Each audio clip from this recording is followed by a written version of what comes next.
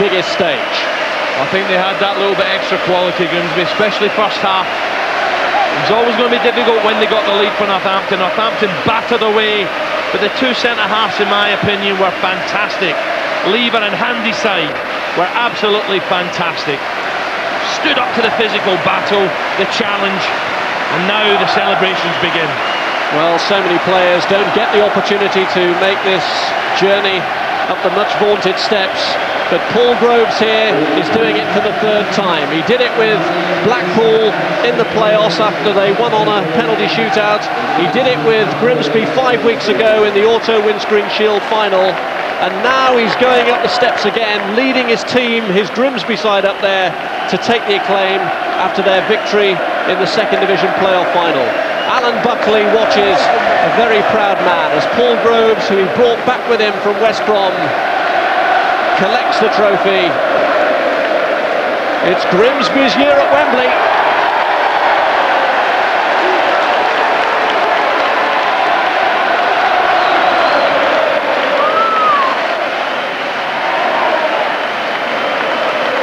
And the trophy is passed along the line to the heroes: John McDermott, the long servant; Kevin Donovan, the goal scorer; Jack Lester, who's more than made up for the disappointment of missing out on the previous Wembley trip; Steve Livingston, who's played his part in both as a substitute; Lee Nogan; David Smith, who was taken off; Mark Lever, who will have more reason than most to remember a testimonial season with the club; Tony Gallimore; and Peter Handyside, who, like his central defensive colleague Lever, was so outstanding. Kingsley Black, who scored a goal in the previous visit; Wayne Burnett, who got the golden goal then. And right along the line, these Grimsby players are all heroes tonight. Yeah, fabulous scenes, isn't it? I thought it was thoroughly a smashing game. Second half was so exciting. And what a season Davison's had. Came for everything, maybe a little bit fortune once or twice. And that's what it's all about, taking your chance. And Grimsby's football has won them the day in the end. They had a little bit of good fortune right at the end, but in the end Davison has managed to keep that 31st clean sheet of the season in 63 games, which is an incredible record by any standards. But for the winners, there is always the disappointment of the losers to consider too, and for Chris Freestone it's a particularly emotional experience.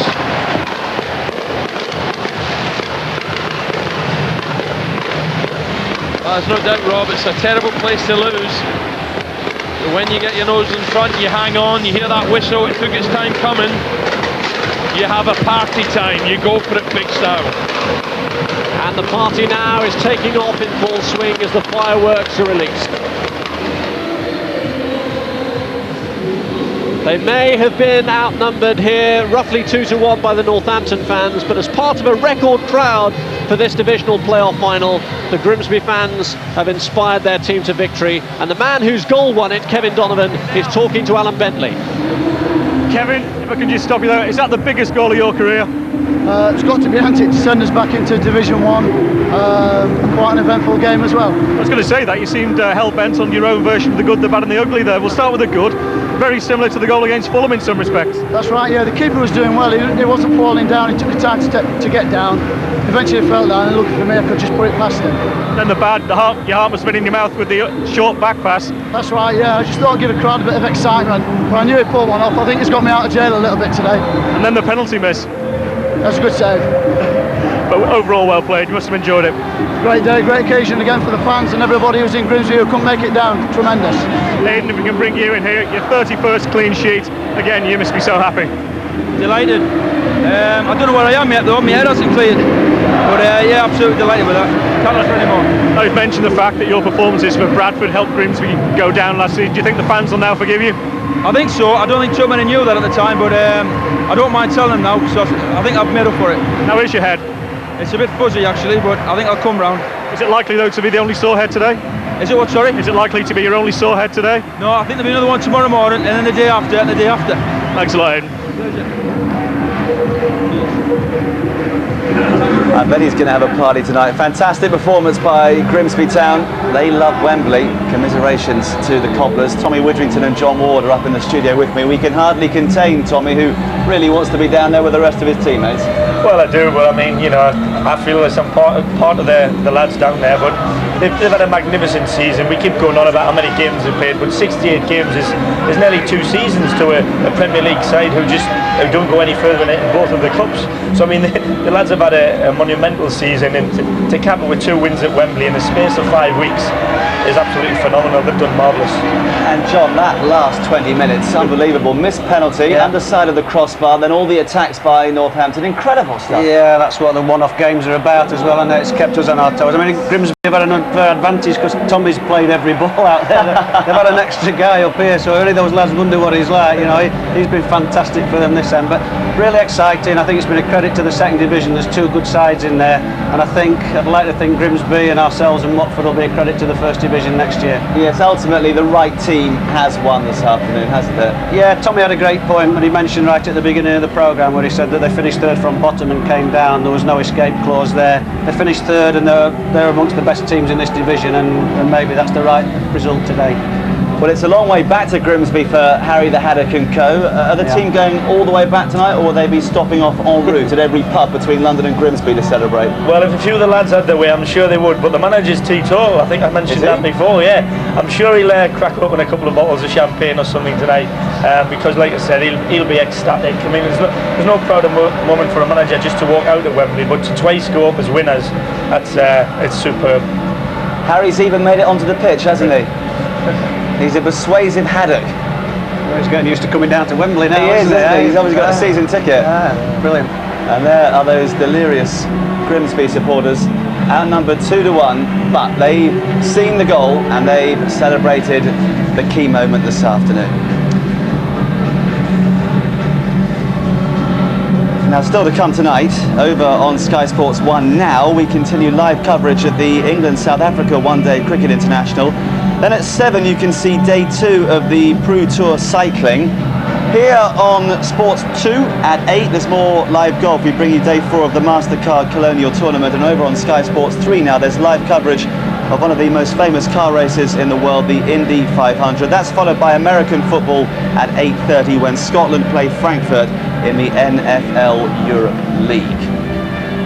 But for the moment here on Sky Sports 2, we are going to milk Grimsby's celebrations. The cup and the haddock raised aloft in North London. That little boy is going to have something to remember. His dad will probably have a sore head tomorrow as well. That's the moment they wanted to see. They saw it. We'll have more reaction in a minute.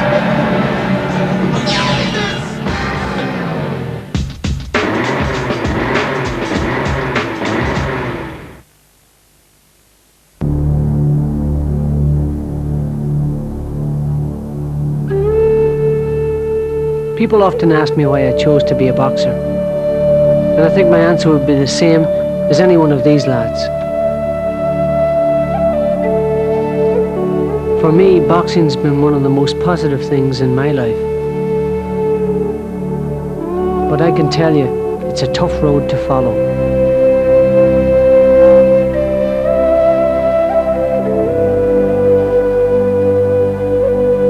I was one of the lucky ones to become a world champion. But few make it, and every boxer knows that. But look into their eyes, and you tell me it's not what they want. Barry McGuigan on Sky Sports for the expert's view on boxing.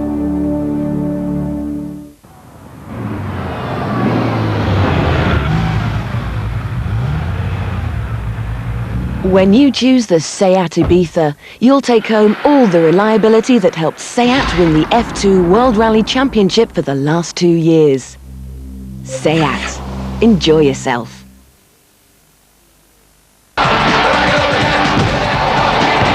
And they've won the 1998 World Cup here in France.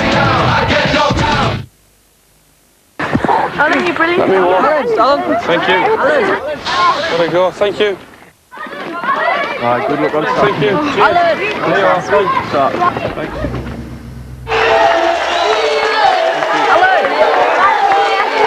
Alan! Thank you.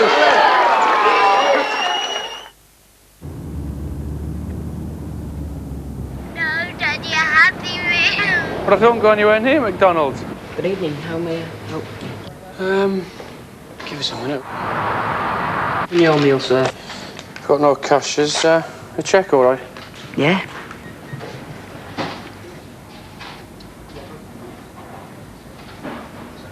Is there a problem? I'm sorry, sir. Your signatures don't match. It doesn't match. I'm sorry. You're joking, aren't you? Could I have another example? There you are. Thanks. Looking good, over. Close, close. 7 Hornet Ball. 20 seconds, everything looking good. Go about 47,000. Status check, quick.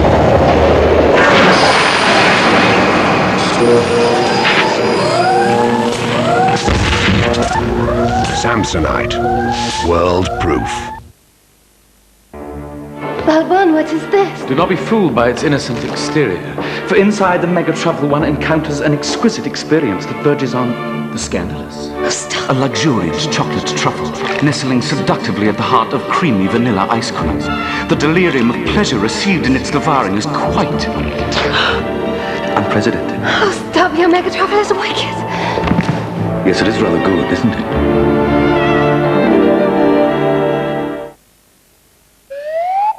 Athlete's foot can be hard to shake off. That's because there can be 2 bugs to deal with. Unlike most treatments, Dactarin gets both, giving athlete's foot a blast! Dual-acting Dactarin.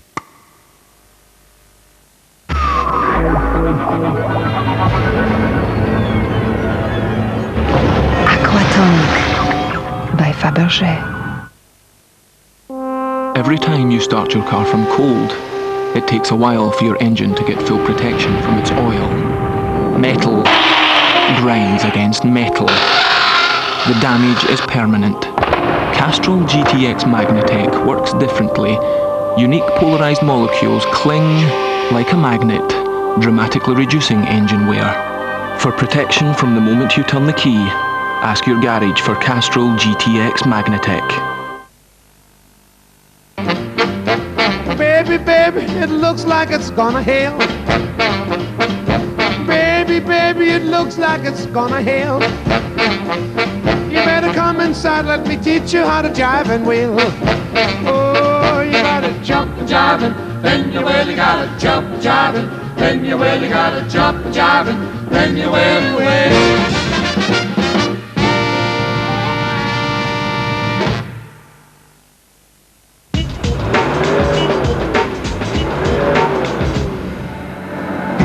Welcome back to Wembley, where the sun is now shining on those Grimsby supporters who are celebrating promotion to Division 1. They've beaten Northampton by 1-0.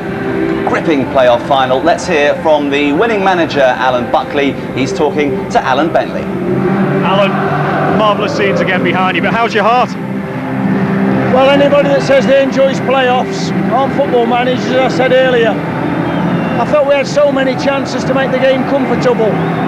But right at the death when 90 minutes went up and he said there were 6 to play, I won't wish it on anybody. Now we can just single out a couple of players. First, Kevin Donovan, you took him with you from West Brom. You must, I mean, has he even surpassed your own expectations? He's a quality player, good feet, clever player, good pace. 21, 22 goals this season, what more can you say? But I know it's an old thing, but like it's a team game, we're very much together as a team. We're fortunate to have good individuals within that team as well, you know. And I thought Jack Lester did particularly well today as well, and the goalkeeper. Yeah, I was going to mention Aidan Davis, that's 31 clean sheets again. Superb stuff. Yeah, well, we knew they'd give us some problems with the set pieces coming in there. And we did a bit of work with AD sort of just yesterday, really. And, you know, he took it on himself to go and claim most of them today. Fantastic. Now, after the auto windscreen, you had that trip to Carlisle 2 days later. Are you really going to savour this occasion and this? Yeah, I mean, it's better for the players because this was a massive game today for the town and for the football club. They deserve a good rest now, the players. 68 games this season. You can't ask any more of players than that. All you can ask is that they give you everything. And my players have given me everything. Now, much is made of the yo-yo effect in Division 1 of the Premiership. Can Grimsby stay in Division 1 this time? Interested in Division 1 tonight. Tonight we're there, and I'll enjoy tonight. Won't think about Division 1 till maybe I'm on a holiday enjoying a bit of sunshine. Thanks a lot, Alan. Thank you. He may be teetotal. I think he might manage a bottle of scotch tonight. Doesn't want to talk about Division 1 yet. The Bristol City manager John Maud's with me, so too Tommy Woodrington. At some point he's got to think about Division 1. You've already said, John, they are a good footballing team. How do you think they're going to cope in Division 1? They'll be fine, there'll be a credit to it. I mean, he's absolutely right. I mean, he looks a lot older than before the game there, doesn't he, Alan? I mean, he's gone through all sorts this afternoon, and he's absolutely right. He doesn't want to think about anything else. But now there'll be a credit to it, because they've also got a very good reserve side and some good young players coming through the football club. But they'll be fine. They've been one of the better sides in the second division, with no doubt about that this season. I mean, obviously you're looking towards Division 1 yourself now. I mean, is there a very big gap between the second and the first? Yeah, I think there is, because there'll be 3 clubs coming down with parachute money out of the Premiership. They'll have big spending power in terms of that. There'll be people like Birmingham City and Wolves and Queen's Park Rangers, and there'll be Charlton or Sunderland in there, Sheffield United. I mean, I've probably named about a dozen there that we're going to find very difficult to beat, and we find very difficult to compete with financially as well. And Tommy, you may have missed out on 2 Wembley appearances because of your injury this season, but at least you are going to be a first division player next summer. That's right. Like I said, every player wants to better themselves whenever they can. I took it upon myself to leave the Premier League possibly a little bit early in taking a chance in going to Grimsby. We did unfortunately slip straight through the first division into the second, but not really with much help off me since Christmas, but the lads have done brilliantly. We're back in the first division, and far be it from me to talk about the politics or the finances of Grimsby Town, but I'm sure they're not going to be able to compete in there, even with Bristol City. You know, they're paying 1.2 million for a lad the other day, I can buy from Gillingham. But I'm sure the manager's bought very shrewdly this year. I mean, there's players out there amassed for less than £1 million, which is a lot in this division, I must say that.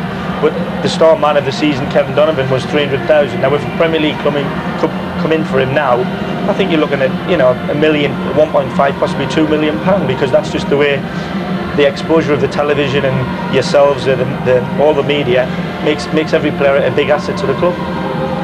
Well, we mustn't forget the losers, but let's just have a reminder of how Grimsby beat Northampton this afternoon. 1 goal in the 18th minute, Burnett with the pass initially for Leicester, and there's your mate Donovan nipping in. Yeah, like we said earlier, Kevin made about a 60-yard run from our own box, because it was a breakaway actually in the second phase play, and that's almost a foul, I think. But Kev's been alert, he's got on to the end of it, and as he mentioned, the goalkeeper actually stayed on his feet very well, and he's got to find himself a little unfortunate that Kev's just got the composure to finish the job off.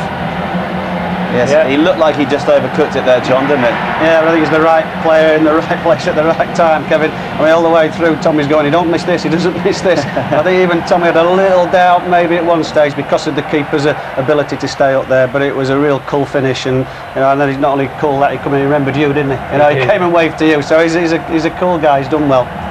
We mustn't forget about Northampton. They've had such a marvellous season. Remember, they went up last season via the playoffs, so close again this year. The point we made on Friday night after Torquay lost, John, was that sides who lose in playoff finals often feel the kickback in the following season and really struggle. Do you think that'll happen to Northampton next year? You can't tell whether it will happen to them or not. Ian will be aware of it as much as anybody else. But I mean, this year, for instance, Brentford, when we were relegated this year, when last year they beat us in the playoffs. Luton Town, to my money, were the best team in the playoffs last year and had a difficult time this year.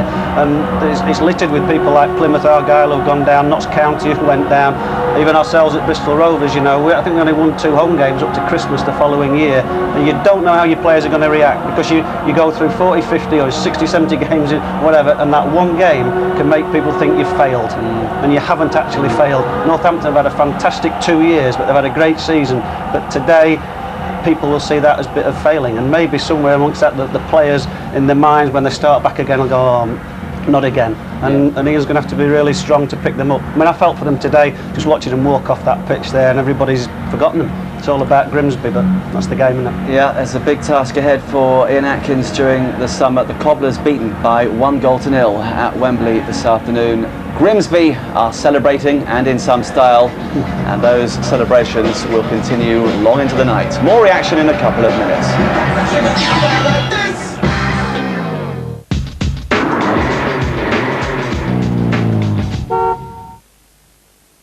Tonight on Sky One. Hello, Bart! Watch out for He's just a little shy because I've tried to kill him so many times. The Simpsons. This is the second most exciting thing I've ever held in my hand. More alien antics in Third Rock from the Sun.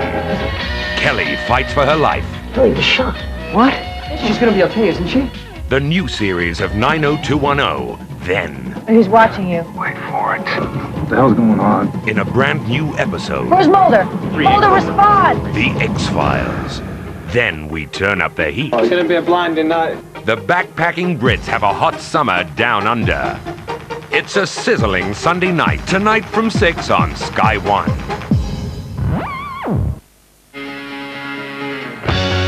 Make me a deal and make it You know, we're still the land of Meals on Wheels. I take you to Robert Lee. And in Lancashire, you can still get a great hot pot. You don't know it 'cause we've been around a long Or go to Edinburgh and see the tattoo. big time. Take me on a roller coaster. And of course, the British male is still not considered as amorous as his Latin counterpart. It's good to know things haven't changed a bit.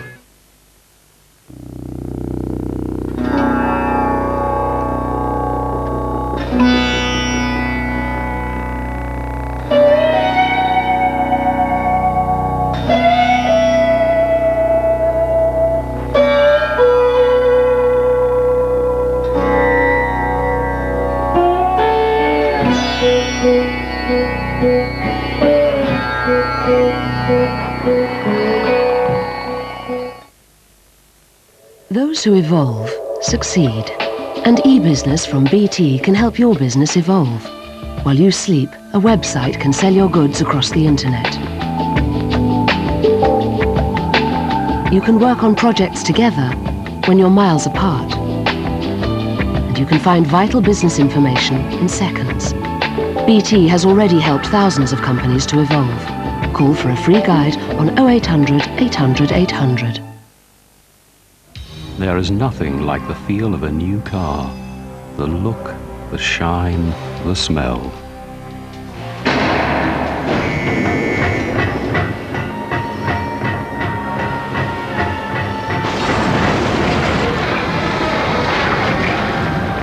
Now Armour All have bottled it. Armour All Protectant. It protects, it shines. It's new car juice. Loctite Superglue. High performance, instant power, and sticks in seconds. Loctite Superglue. Incredible sticking power. The Rover 400. From £11,500 with free second-year servicing and warranty.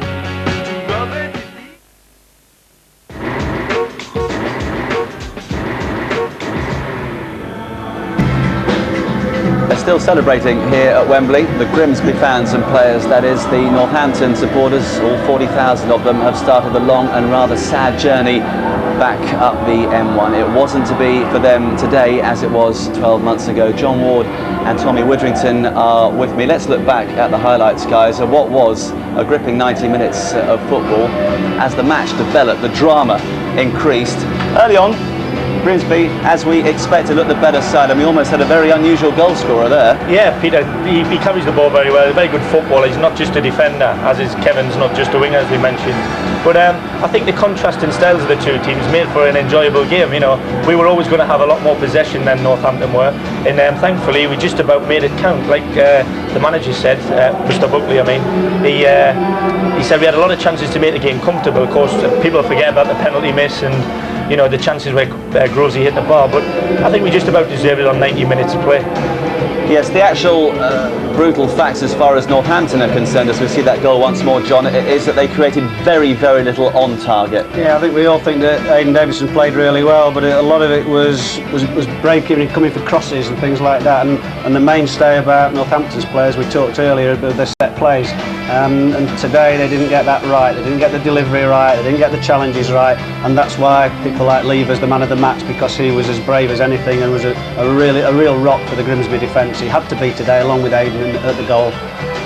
Yes, they did have their moments, but they weren't to be. This was one of their best. Donovan, the goal scorer, with a disastrous or potentially disastrous back pass, but Freestone couldn't take full advantage. Yeah, it's not an easy chance. Again, we're talking about the Northampton goalkeeper standing up for Kevin's chance. Again, Aidan's just forced the lad too wide, and he can't really have a chance. He's just trying to put the ball back across the goals. But like John says, the two centre-halves for Grimsby were fantastic, because the big handful, John Gale, and with Freestone's movement, and then Seal, who's a natural goal scorer, they've stuck to their task, and Aidan's helped whenever he could. Was that a penalty, John? We talked about it in here, didn't we? We said, I think he's gone over the foot, but the Warburton's made the challenge, and the forward's gone over the foot. It's just how you want to see it, really. It snakes out a bit. It's a difficult one, isn't it? Who wants to be a referee? Well, that's right. It's a hard job refereeing. I mean, we all have a pop at them now and again, but that's a hard thing to call, you know. Yeah. And the penalty strike itself isn't bad. I suppose it's a decent height for the keeper. Yeah, it is a good save. We talked before the game about how games hinge on decisions made by the referee. I remember it wasn't shown in the little snippets we've had, but the referee decided to give Northampton indirect free kick in about the first 15 or 20 minutes when that was inside the box, in fact. And of course the foul's being made, so the decision's a very, very quick one, I know, but the same happens there. There's a foul being made, and he decided it was a penalty. Thankfully for us, it didn't matter in the end. No, that one could have gone in any other day. He's hit that too well, hasn't he? In a sense, you know, he's struck it tremendously well. Incredible relief. Oh yeah, that's where Alan suddenly started to come back. There's that little fellow again with his big hat. There you go, Tommy. Nice one there for you. Yeah, it's lovely. The scoreboard said it all, and that shot says it all. Grimsby are back. Well, let's hear from the losing manager, Ian Atkins. He's now talking to Alan Bentley. Ian, you've had a few minutes with the players. What have you said to them? Oh, they were terrific. I mean, I couldn't have done any more. And the only thing we probably lacked was that little bit of quality in the last third. But that's nothing new. Been nothing new all season. And as I thought, in terms of dominating the game, we did. You know, they're always dangerous on a break, but can't ask any more of them. They've had a terrific season for such a night. You can't get down because no one expected us to be in the first place, and they've been brilliant, and they've done themselves proud again today. It just wasn't our day. I mean, is it important for the players and the fans to remember just how far this club has come in difficult circumstances? Oh, definitely, and I'll still say, look at the first goal. I mean, it's a foul. I mean, the lads clipped heels, and you need decisions like that to go for you. I thought the free kick and their penalty in the first half, that's a penalty. And the penalty that he gave was not even a penalty. So suddenly, it's like the game on Friday night, you get a decision in these kind of games that can kill you. Today, they say everybody was adamant, then Colin Hill said he got his heels tipped. Right, because we don't concede goals like that. And I say, to get the breaks, you don't, you don't. Give us a word on the support you received today. Oh, brilliant. I mean, you can't ask any more than 40,000. What we have done is put the club back on the map, and I think in a performance like that, everybody will realise that we can play a little bit as well and be tough. We need that luck today. We never got it, but we did lack that little bit of quality around the penalty area. In the past, there has been an adverse reaction from the losing playoff finalists in the following season. How do you ensure that doesn't happen? You can stick your millions where you want it. This lot will be back again next year. Either in the top three or be here again. Thanks a lot, Ian. Good man. Not entirely happy with one or two of the refereeing decisions, though. Interesting to hear, John. Yeah, as we said earlier, it's a tough job, he's refereeing, and I try hard not to criticise them, because you've got to give a decision very quickly. We get the chance to see things over and over again. All managers, we're all biased towards our teams and what we think should be given or not given against our team, and you know, maybe we've just got to be a bit careful and say, look, I wouldn't want to be a referee myself. Yeah, a couple of controversial decisions then in the third and second division playoff finals, of course, tomorrow. It's Charlton and Sunderland. Tommy, briefly, who do you fancy for that one? It's very close to call, isn't it? It is very close to call, but both teams have amassed an amazing amount of points this season, and they both rightly feel like they should already be up there. But I've got friends in both camps, you know, and it's hard for me, being a black and white Newcastle fan, to tip Sunderland, but I'd love to see Sunderland go up for the North East, because of the football hotbed like it is. It deserves three teams in the Premier League, and I really hope Sunderland do. I've got friends at Charlton, so I'm going to sit on the fence. After all that, he's sitting on the fence. Well done, Tom. John, don't sit on the fence. Tell us briefly. Well, I'll go for Sunderland, but that should please Charlton, because I went for Northampton and Torquay. So, but I just think Phillips and Picklight in their scoring mood, but then they'll come back at me and say, what about Mendonca? You know, like you say, they're so hard to call, and one-off games. All right, John, Tommy, thanks very much for your company. You can go and celebrate with the team now. I will do. And don't forget, we have live coverage tomorrow afternoon of the First Division playoff final between Charlton and Sunderland. Our coverage begins at 2 o'clock on Sky Sports 2. But today, the Mariners have landed the catch they wanted. They're back in Division 1. From us all, it's goodbye. Yeah.